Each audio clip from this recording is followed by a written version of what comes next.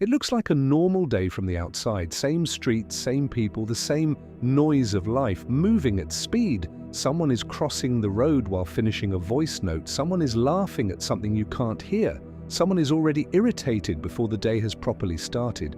Nothing is unusual, nothing is dramatic, and that's exactly why this moment is so easy to miss. Because the shift I'm talking about doesn't arrive like a sign in the sky.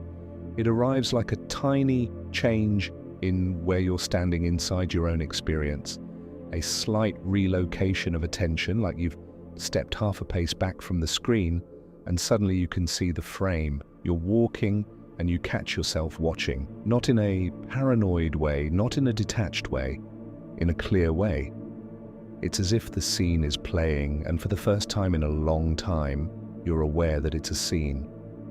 The conversations around you sound familiar, but you hear the repetition inside them. The urgency is still there, but you sense the rhythm underneath it, like a loop running on schedule. People are doing what people do, you're doing what you do, yet something in you is no longer fully merged with it. You're not rejecting life. You're not judging the world. You're noticing the pattern that life keeps repeating, and the noticing feels strangely calm, like a lens clicking into focus.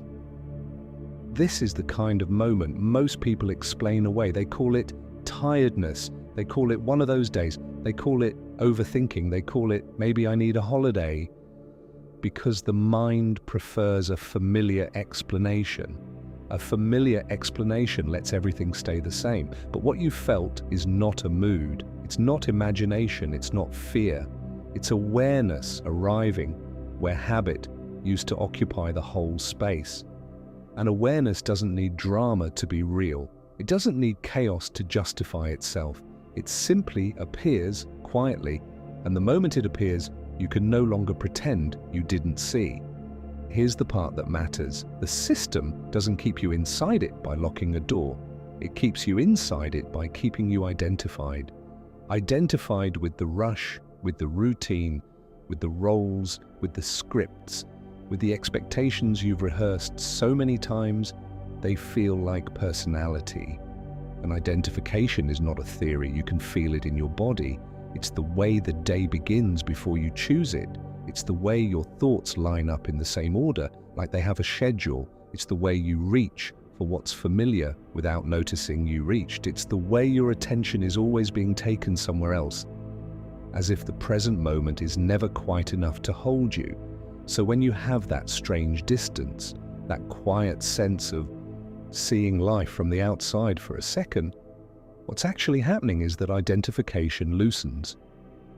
Not permanently, not perfectly, just enough for you to realize that you were inside something. And once you realize you were inside something, you've already begun to move differently. Not because you forced change, because the moment you notice the pattern, you're no longer moving blindly inside it. You've introduced a witness. Something in you has stepped back, and what steps back cannot be fully swallowed again in the same way. If this has happened to you, you know it doesn't feel like I'm enlightened. It feels more like, why does everything look slightly unreal right now? Like you've been living inside a story so long you forgot it was a story, and then suddenly you can see the structure of it. The day is still the day, but it has edges now. The loop is still looping, but you can hear the click of it. The world is still speaking, but you can hear the script beneath the words. Even your own thoughts start to sound different, not because you're thinking new thoughts, but because you're hearing them as thoughts, not as commands. This is why people sometimes get unsettled when awareness first breaks through, because the system you were inside wasn't only outside of you, it was also inside of you. It was the way you've been trained to move through time, the way you've been trained to measure yourself, the way you've been trained to keep going even when you don't know why you're going. It was the way you learned to treat stillness like a problem, the way you learned to treat silence like something that needs filling, the way you learn to treat discomfort like something that needs fixing immediately, The system is not only the schedule and the bills and the obligations, the system is the reflex that keeps your attention from resting long enough to see what's actually here. That's why this moment of noticing is so disruptive in the most quiet way. Because it doesn't give you a new belief, it gives you a new position. You're not being handed another idea to carry around. You're being placed slightly behind the ideas you've been carrying around your whole life. And from that position, a question begins to form that doesn't need to be asked out loud to change you. It's not a loud question. It's not even a complicated one. It's the kind of question that just sits inside you and rearranges things. If I can see the pattern, what else have I been living inside without noticing? The mind will try to rush past that question. It will try to label it. It will try to turn it into something you can dismiss. It will try to make it spiritual, or make it psychological, or make it philosophical, or make it a passing phase, because the mind loves a label. A label closes the moment. A label puts it back into a box and returns you to business as usual. But the reason this moment keeps returning for people is because it isn't a concept, it's an experience of consciousness itself shifting, and consciousness doesn't go back to sleep the same way once it has tasted itself awake. You can test this in your own life, not with effort, just with honesty. Think of the last time you were doing something ordinary and you suddenly felt that slight separation. Maybe it happened in a supermarket. Maybe it happened while you were replying to messages. Maybe it happened while you were listening to someone speak and you could hear the loop in what they were saying, and you realized you've heard the same conversation 100 different ways. Maybe it happened when you looked at your own routine and you realized it runs even when you're not fully present, like a program. In that moment, did the world change, or did your relationship to the world change? Because that's the real shift. The world stays, the loop stays, the system stays, but you stop being fully owned by it. And that's why the title of this isn't How to Escape the System. Escaping implies you're trapped by walls. This is subtler. This is about the moment you notice, because the noticing is the crack. The noticing is the exit beginning. Not as a dramatic departure, but as a new vantage point, a new seat inside yourself. A quiet relocation where you can still participate in life without being completely carried by its unconscious momentum. So here's where we start, and this is the part most people skip because it sounds too simple. What exactly did you notice? Not the external world, not the news, not society. What did you notice inside your own experience in that moment? Did you notice speed? Did you notice repetition? Did you notice how quickly your attention gets pulled forward into the next thing? Did you notice the way the day begins without permission? Because whatever you noticed is not random. It's the signature of the system as it operates through attention. And once you see that, the next question isn't, how do I fight it? The next question is far more precise, and it's the one that changes everything if you let it land. If the system is maintained through attention loops, then what happens when your attention stops obeying the loop automatically? The system does not begin with politics or technology or economics. It begins with rhythm. It begins with repetition so familiar that it disappears from view. The alarm rings, and before your eyes fully open, your mind is already in motion. The same sequence of thoughts arrives in the same tone. Tasks line up. Concerns cue themselves. Identity resumes without consultation. The day does not wait for your awareness to enter it. It begins as a continuation of yesterday. There is a strange efficiency in this. The body knows the route to the kitchen without conscious instruction. The hand reaches for the phone without debate. The mind scans for urgency without being told to scan. This is not weakness. It is conditioning refined through years of repetition. The nervous system prefers predictability because predictability feels stable. Stable feels safe. Safe allows the organism to function without constant recalibration. So the loop becomes a gift at first. It reduces friction. It allows life to move quickly. But But efficiency has a cost when it replaces awareness. The more automatic the movement, the less you notice the movement. Days blur not because nothing happened, but because attention was carried along by a pattern too smooth to interrupt. Morning urgency transitions into afternoon distraction, then into evening exhaustion, and the rhythm repeats with minor variations. Conversations recycle themes, complaints echo in different voices, hopes are postponed to a later that never quite arrives. None of this is malicious, it is mechanical. The system operates through loops of attention.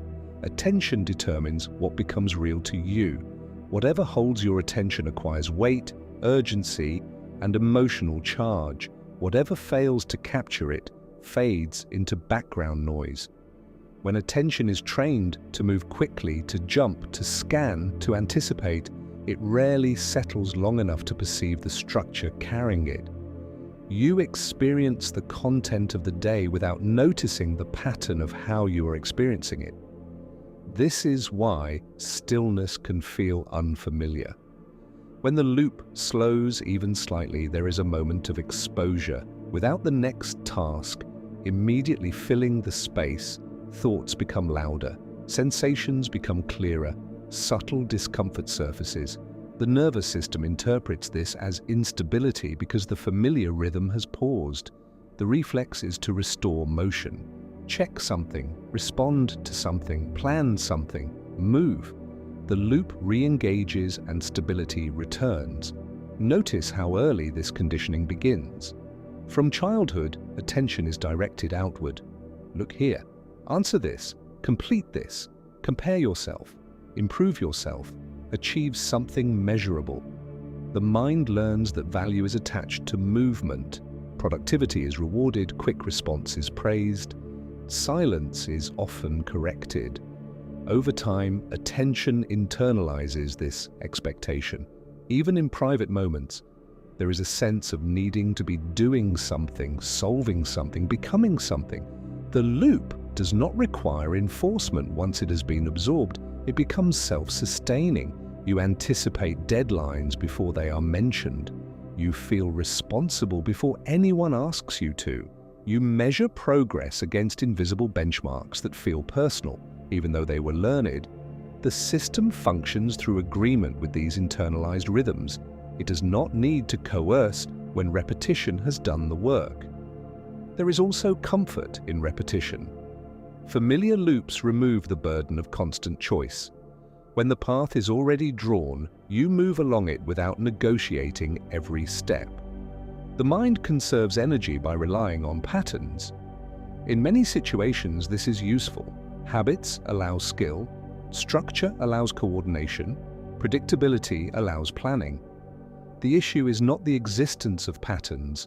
The issue is unconscious participation in patterns that shape identity itself.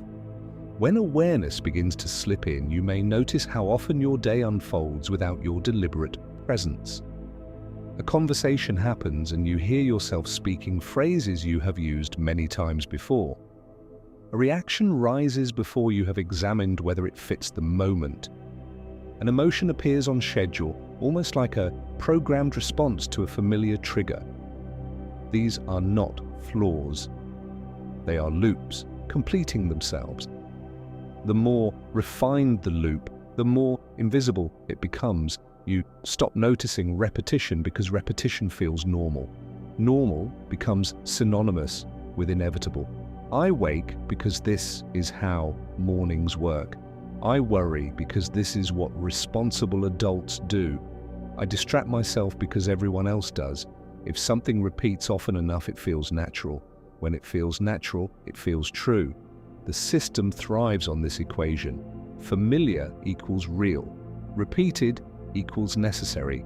Urgent equals important. Attention is guided accordingly. The mind orients toward what demands immediate response and away from what requires sustained presence. Subtle awareness receives less priority than loud stimulation. Reflection loses ground to reaction. The loop remains intact because nothing interrupts its speed. You can observe this without analysis. Sit quietly for a few minutes without reaching for stimulation. Notice the sequence of impulses that arise, the urge to check something, the urge to plan something, the urge to evaluate yourself for not doing something. Each impulse appears with a story attached. The story explains why movement is required. When you follow the story, the loop continues. When you simply see the impulse without acting on it, there is a brief opening. That opening does not destroy the system, it reveals it. You begin to sense that much of your day is organized around maintaining motion. Motion prevents certain questions from stabilizing. Motion fills the space where uncertainty might surface. The loop is not inherently harmful, it is simply powerful. And anything powerful that operates unconsciously shapes identity more than you realize. When you noticed that subtle shift earlier, when you felt slightly outside the rhythm of the day, what you were sensing was not alienation. You were sensing the loop itself. The repetition that usually feels invisible became visible for a moment. The speed slowed enough for you to see that it was speed. The urgency paused long enough for you to feel that it was urgency. This is the first real crack in the structure. Not rebellion, not withdrawal, observation. The loop depends on automatic participation. When attention no longer obeys instantly, even for a second, the pattern loses some of its seamless control. You are still inside the day, you are still walking the same streets, but you are no longer fully synchronized with the unconscious rhythm. And once synchronization loosens, even slightly, another layer begins to reveal itself. If the loop organizes your time and your behavior, what organizes the thoughts that justify the loop? If repetition shapes your days, what shapes the beliefs that make repetition feel inevitable? If the loop organizes your time, there is something even more precise organizing your experience. It is not the schedule itself, it is not the repetition of tasks, it is identification. Identification is the silent agreement that whatever appears in your mind is you. A thought arises and it is accepted as fact. An emotion surfaces and it becomes identity. A reaction forms and it feels personal, justified, inevitable. This is where the system becomes intimate. The loop moves because identification keeps it powered. Without identification, thoughts would simply pass through like weather. With identification, thoughts become directives. They acquire authority. They feel urgent. They feel like truth. The mind does not say, here is a conditioned pattern shaped by memory and repetition. It says, this is what's happening. This is who I am. This is what must be done. Most of the time, this process is invisible because it is seamless. Thought and self feel fused. There is no gap. A judgment appears and you feel judged. A worry appears and you feel threatened.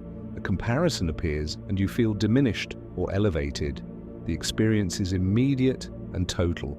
The system does not need to argue with you. It simply speaks in your own voice. When awareness begins to shift, something subtle changes in that fusion. A thought still appears, a reaction still forms, but there is a fraction of space between the thought and the sense of self. The thought is seen as an event rather than as a command. That fraction of space is small, almost imperceptible, yet it alters everything. In physics, observation changes what is being observed. In your own consciousness, the same principle applies. When a thought is unconscious, it runs uninterrupted. When it is observed, it loses some of its solidity. It is no longer the unquestioned center of your reality. It becomes a movement inside awareness rather than the owner of awareness. This is not an intellectual realization, it is experiential. You catch yourself mid-thought. Perhaps you notice the familiar story about your future, or the familiar criticism about your past. And instead of being pulled fully into it, you see it.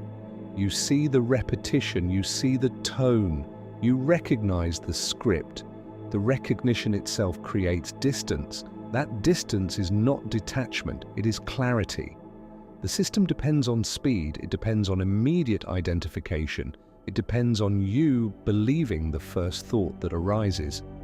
When awareness slows the process, even slightly, the automatic chain reaction weakens. The thought appears, awareness registers it. A pause forms. In that pause, the pattern is visible as a pattern. This is the internal observer effect. Attention is no longer serving the thought. Attention is illuminating it. And when something is illuminated, it cannot operate in the same hidden way.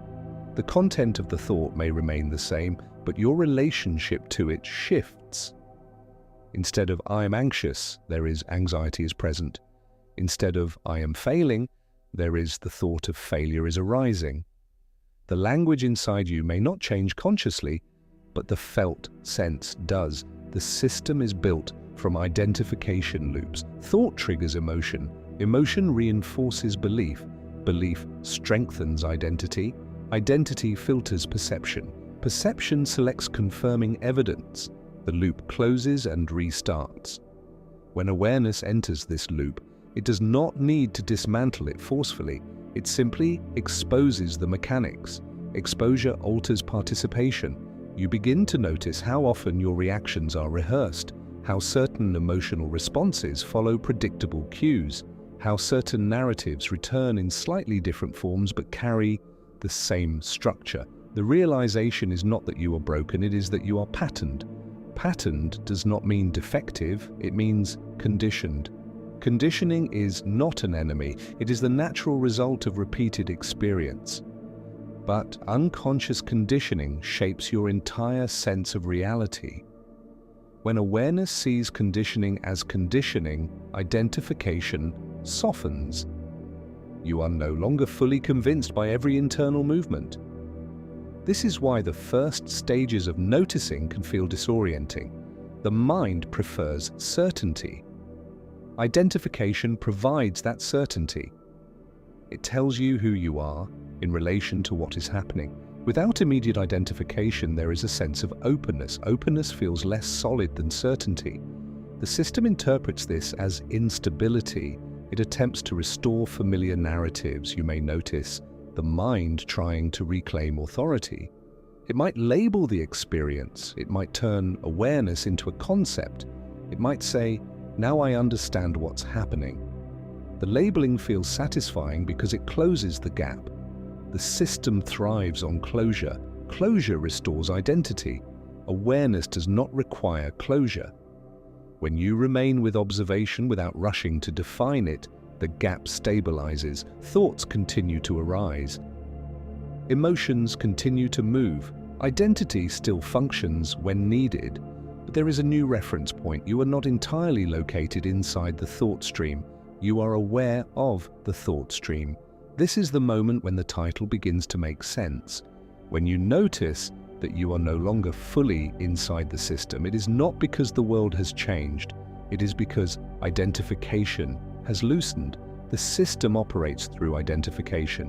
When identification weakens, the system cannot fully claim you. You still participate in life, you still respond, you still plan, but something fundamental has shifted. Thoughts no longer have absolute authority. They are influential, but they are not sovereign. Emotions are intense, but they are not defining. Narratives are persuasive, but they are not unquestionable. The observer does not fight the mind. It does not silence thought. It does not suppress reaction. It sees. Seeing changes the structure of experience. This is why effort often fails to produce freedom. Effort is another movement inside the system. It is another pattern attempting to solve patterns. Observation operates at a different level. It does not attempt to rearrange content. It illuminates the process. Once the process is illuminated, the grip softens naturally. You begin to sense that you are not the voice commenting on everything. You are the space in which the voice appears. That space does not argue, it does not judge, it does not rush. It allows experience to unfold without needing to control it. The more this becomes familiar, the less you feel owned by internal movements. The system remains active. It continues to generate thoughts, emotions, preferences, fears, but the center of gravity has moved. You are no longer entirely inside the machinery. You are aware of it functioning, and that awareness points to something even deeper. If identification is what kept you synchronized with the loop, and observation loosens identification, then what is this observer itself? If you can see thoughts, who is doing the seeing? If you can notice patterns, what remains when the patterns are not believed? This question does not demand an answer yet. It introduces a new layer of depth, because once you begin to sense that the system operates through mental patterns, another realization emerges quietly beneath it. If the thoughts are patterns and you are not the patterns, then what you thought was watching you from inside might not be what you assumed it was. When you begin to see thoughts as patterns rather than commands, something else becomes visible. Not the thoughts themselves, but the one monitoring them. The quiet presence that evaluates, adjusts, edits. The part of you that keeps track of how you are doing, how you are appearing, how you are measuring up. And this watcher has been active for so long, it feels natural. It feels like responsibility. It feels like maturity. It feels like you. From the moment you wake up, it is already online. It scans your mood. It comments on your productivity. It anticipates how you will be perceived. Even in private, it remains present. You rehearse conversations that have not happened. You refine expressions before they are spoken. You anticipate judgment before anyone else has reacted. The watcher does not require an audience. It carries the audience within it. This mechanism is subtle because it speaks in your own tone. It says, be careful. It says, be realistic. It says, improve this. It says, do not show too much. It presents itself as guidance. Over time, its commentary becomes indistinguishable from self-awareness. Yet awareness does not measure. Awareness does not correct. Awareness sees. The internal watcher measures. You can feel the difference in the body. Measurement tightens attention. It narrows perception. It orients you toward comparison and outcome. It asks how this will look, how it will land, how it will rank. Even moments of rest are evaluated. You relax, and immediately there is a subtle accounting. What was that productive? Was that deserved? Should you be doing something else? This monitoring did not appear randomly. It was shaped through repetition. Expectations absorbed from family, culture, education, environment. Standards repeated often enough to become internal. At first, they existed outside you. Then they were memorized. Eventually, they felt self-generated. The system relocated supervision from the external world into your own mind. You do not need to be told what is acceptable. You feel it automatically. You do not need to be corrected publicly. You correct yourself internally before anyone has the chance. The watcher prevents deviation by anticipating consequences. It keeps you aligned with invisible rules that feel personal. Notice how often the word should appears silently. I should be further along. I should handle this better. I should want this. Should signals an inherited rule, operating as if it were truth. The watcher enforces these rules with precision. It rarely raises its voice. It maintains a steady, continuous presence. This is one of the most efficient aspects of the system. It does not require constant external pressure. The monitoring has been internalized. You evaluate yourself against standards you did not consciously choose. You perform even when alone. You curate your reactions to fit an imagined perspective. The exhaustion many people feel does not come only from activity. It comes from constant evaluation, every action filtered, every emotion measured, every thought examined for acceptability. This ongoing supervision consumes energy quietly. Rest never feels complete because the watcher remains alert. When awareness deepens, you begin to sense this monitoring itself, not the thoughts it comments on, but the act of watching. You notice the commentary before it merges with identity. You feel the tension of being observed from within. And in that noticing, something shifts. The watcher is revealed as an activity rather than an authority. It is a function that arose through conditioning. It is not the core of who you are. When this becomes clear, even briefly, the dynamic changes. The monitoring continues, but it no longer feels absolute. It becomes something that happens within awareness rather than something that defines awareness. This recognition can feel unfamiliar. Without constant measurement, there is openness. Without internal rehearsal, there is spontaneity. Without anticipation of judgment, there is vulnerability. The watcher interprets this openness as risk because its role has been to maintain stability and belonging. Yet stability maintained through constant self-surveillance carries tension. When the grip of monitoring loosens, there is relief in the body. Breath deepens naturally. Shoulders soften, attention widens, experience unfolds without immediate correction. This does not remove discernment, it refines it. Actions can still be adjusted. Words can still be chosen carefully.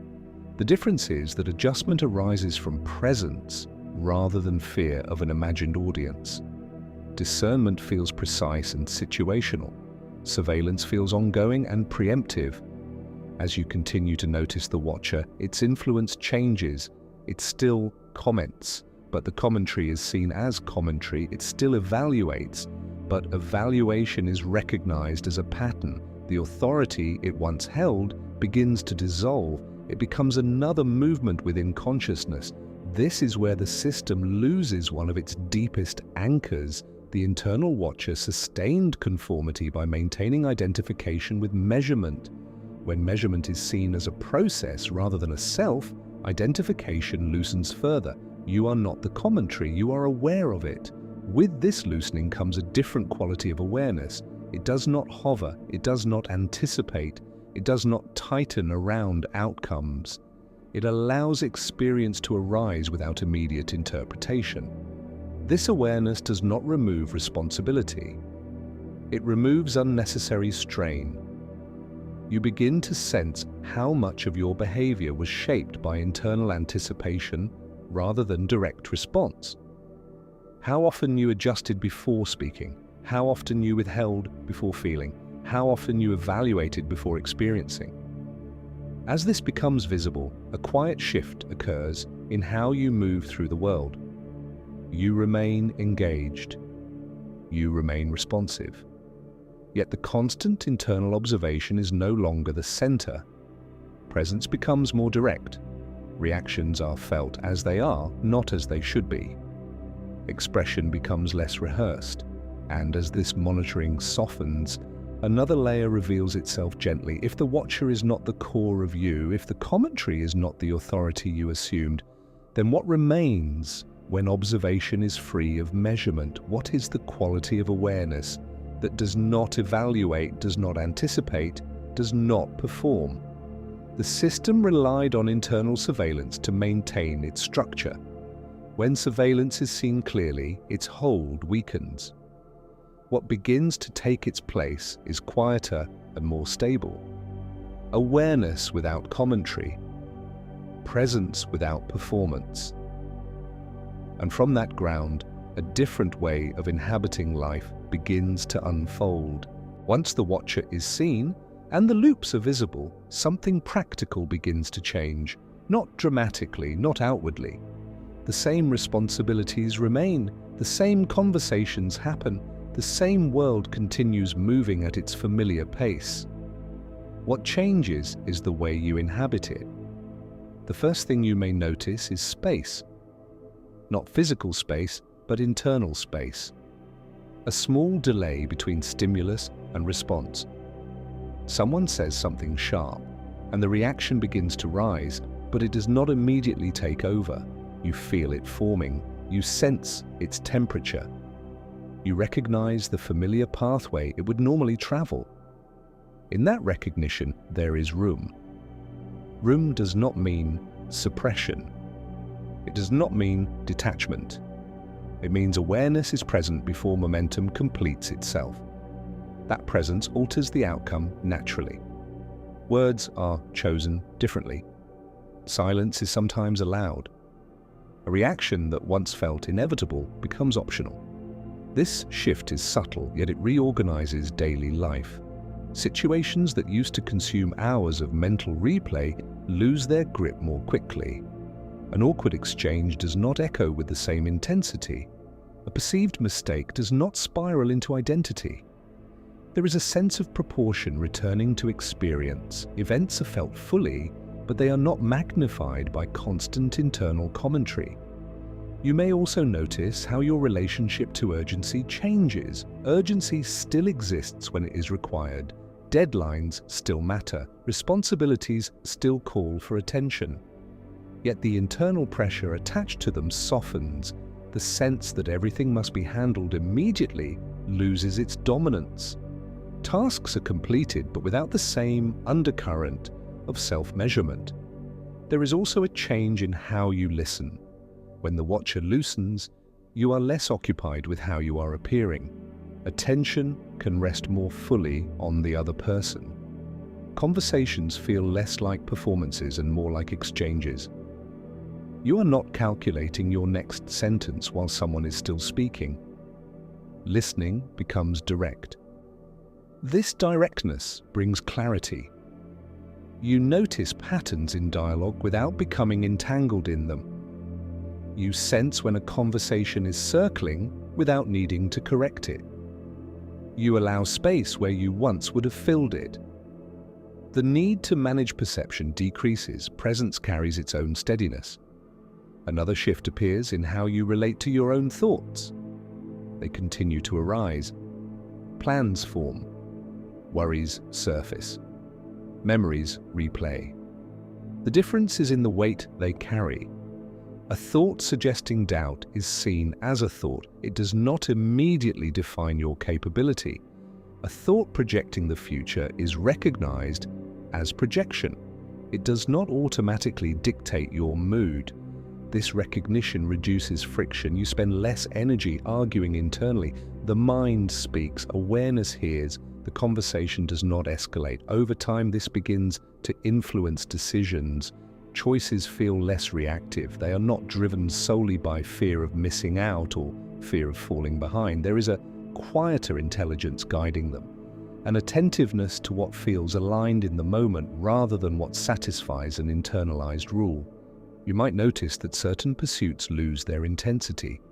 Goals once pursued out of comparison feel less compelling.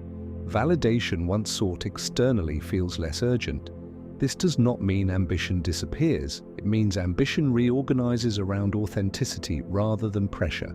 There is also humility in this stage. Insight is no longer something to display. You recognize how easily awareness can turn into identity. The mind may attempt to claim, "Now I see, now I am different." That movement too is visible. Awareness includes it without building a new persona around it. Because of this, there is less need to persuade others. The impulse to explain or convince softens. You sense that awareness matures through embodiment, not argument. You speak when it feels natural. You remain quiet when explanation would serve your own validation more than clarity.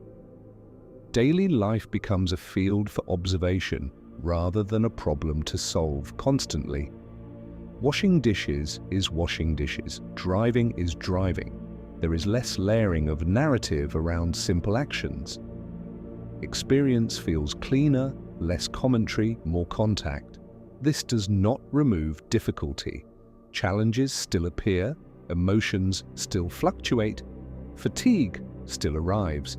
The difference is in the absence of internal resistance layered on top. When sadness arises, it is felt, it moves, it completes its cycle without being labeled as failure. When joy appears, it is experienced without clinging.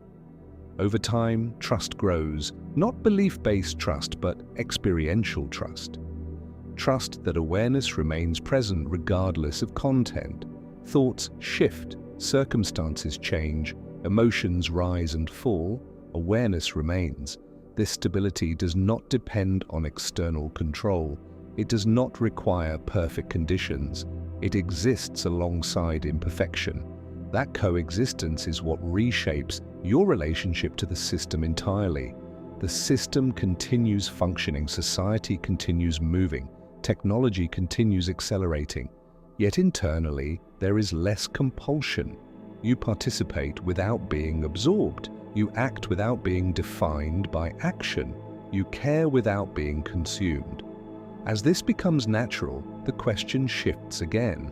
If life can be lived with this quality of observation integrated into ordinary moments, if awareness can remain steady without needing to withdraw or rebel, then what does it truly mean to be inside or outside the system? Perhaps the distinction was never about location. Perhaps it was always about identification, and if identification has loosened, even slightly, then the final shift becomes clearer. What remains when observation itself becomes the ground you stand on, rather than something you occasionally remember to practice? There comes a moment when this way of seeing stops feeling like something you are doing and starts feeling like something that is simply here. It does not arrive with intensity. It does not announce itself as transformation. It is quiet, ordinary, almost easy to overlook. You are moving through a normal day. A thought appears and it is seen. An emotion rises and it is felt without resistance. A reaction begins and it softens before it takes over. Nothing dramatic happens, yet something is unmistakably different. The old fusion between awareness and content no longer seals completely. This is the point of no return, not because you become immune to thought, not because you transcend difficulty, but because you can no longer fully forget what you have seen. You know in direct experience that thoughts are movements within awareness. You know that emotions pass through rather than define you. You know that the internal watcher is an activity, not an authority. You may still get caught, you may still react, you may still spiral for a moment, but even in the spiral there is a thread of recognition, a quiet knowing that this too is a pattern unfolding. That thread changes the structure of experience permanently. The mind may attempt to turn this into achievement. It may suggest that you have reached something. It may try to construct a new identity around awareness. That movement is seen as well. The observer cannot be claimed without becoming another thought. So what remains? Life remains, responsibilities remain, relationships remain, uncertainty remains. The world does not reorganize itself around your clarity. The same streets exist, the same conversations happen, the same systems operate. The difference is internal ownership. Experience still arrives, but it no longer owns you. Pressure may be felt, but it does not define you. Praise may come, but it does not inflate you. Criticism may appear, but it does not collapse you. The emotional range stays intact. The attachment to it softens. This is what it means to no longer be inside the system in the way you once were. The system still exists as patterns, structures, expectations, loops. But the unconscious identification with those patterns has loosened. Participation becomes conscious rather than automatic. You still act, you still decide, you still move toward goals, yet action arises from clarity rather than compulsion. There is less internal negotiation, less effort to protect an image, less urgency to maintain a narrative about who you are. One of the quietest signs of this shift is simplicity. Moments become less crowded with commentary. Silence feels full rather than empty. You notice how much of your previous exhaustion came from internal friction rather than from the tasks themselves. This does not make you separate from the world. It places you more fully inside it without the constant strain of self-surveillance and reaction. You can engage deeply without being swallowed. You can care without being consumed. Freedom here is subtle. It does not feel like escape. It feels like alignment. Awareness and experience are no longer in conflict. They coexist. The mind may ask, what now? What does this mean for the future? What should change? those questions arise and they are seen like any other thought. Life continues unfolding moment by moment. Decisions are made when they are required. Actions are taken when they are appropriate. There is less need to control the entire arc of the story. You respond to what is here rather than rehearsing every possibility. This responsiveness carries a steadiness that does not depend on certainty. And perhaps the most important detail is this: nothing about this shift is exclusive. It is not reserved for a certain personality or philosophy. It is the natural consequence of awareness recognizing itself within experience. When you notice that you are no longer inside the system in the old way, you are not leaving the world. You are leaving unconscious identification. The world remains available. The patterns remain visible. The loops remain functional. You simply no longer move through them asleep. You may forget temporarily. You may feel pulled back into old momentum. That is part of the human rhythm. Yet the baseline has changed. The recognition cannot be erased. The observer has been seen. And from here, living becomes less about escaping structures and more about inhabiting them consciously. Less about fighting patterns and more about seeing them clearly. Less about becoming someone else and more about being present with what already is. If you have reached this point, pause for a moment. Not to analyze, not to evaluate, just to notice. Notice the fact that you are aware of these words right now. Notice that awareness itself is not strained. It is simply here. If this resonates with your experience, write this sentence in the comments. I noticed. A quiet acknowledgement that you have seen the pattern and felt the shift. And if you want to continue exploring this kind of clarity, there is another step waiting. Watch the next video appearing on your screen. Stay with the inquiry. Stay with the noticing. The system continues, but you are here, and that changes everything.